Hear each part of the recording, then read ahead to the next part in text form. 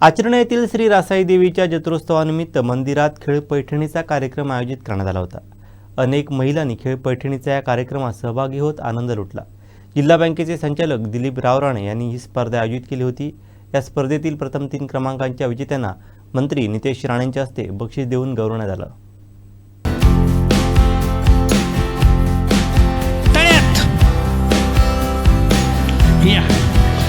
मी बोललो होतो उद्घाटन याच करणार या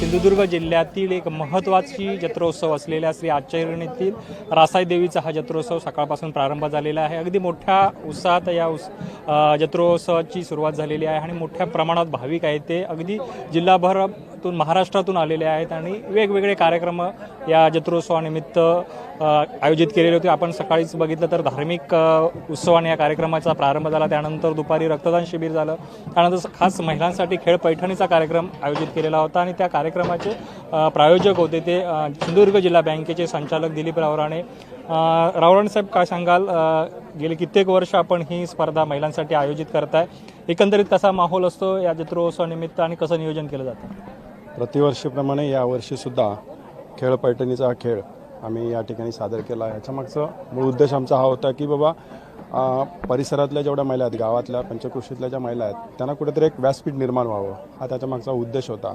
आणि प्रत्येक महिलांच्या अंगामध्ये असणारे जे कलागुण आहे त्यांना कुठेतरी वाव मिळावा, ह्या दृष्टिकोनातूनच आपण हा खेळ पैठणीचा या ठिकाणी सादर केला। एकीकडे जत्रोत्सवाचा माहोल आहे आणि हा खेळ होतोय आणि त्याबद्दलचं कसं नियोजन केलं आहे तुम्ही, ते कसं या उत्सवात पार पडता?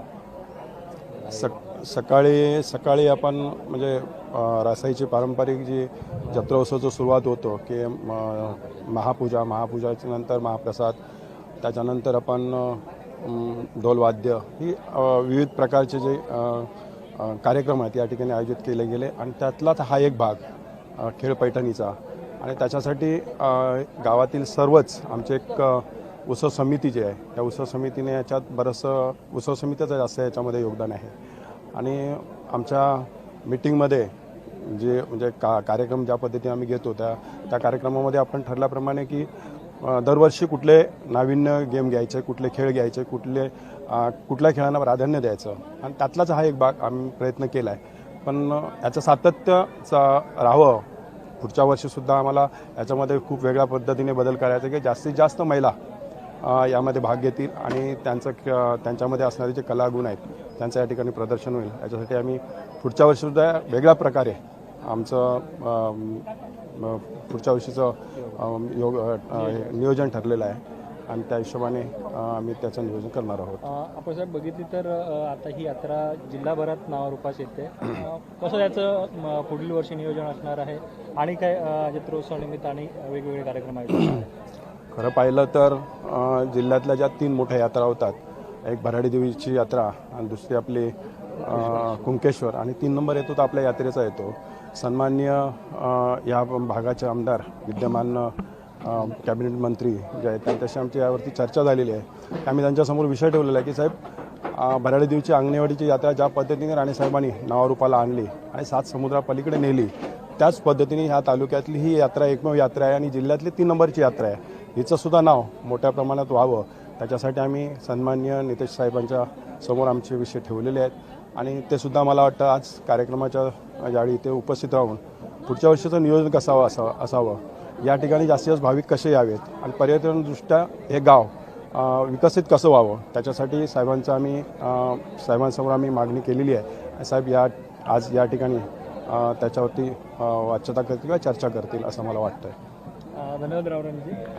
हे होते दिलीप रावराणे. गेले अनेक वर्ष गावाच्या विकासासाठी आणि या मंदिरच्या जत्रोत्सवासाठी याच ठिकाणी कमिटीसोबत काम करत आहे. त्यांनी विश्वास व्यक्त केलेला आहे की पुढील वर्षी यापेक्षा आणि मोठ्या उत्साहात ही जत्रोत्सव हा साजरा होणार आहे.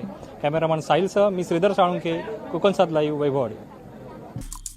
आमचे दिवसभरातले सर्व अपडेट्स, ताज्या घडामोडी आणि थेट लाईव्ह पाहण्यासाठी सबस्क्राईब करा, लाईक करा कोकणचं नंबर 1 महा चॅनल कोकण 7 लाईव्हचं YouTube चॅनल.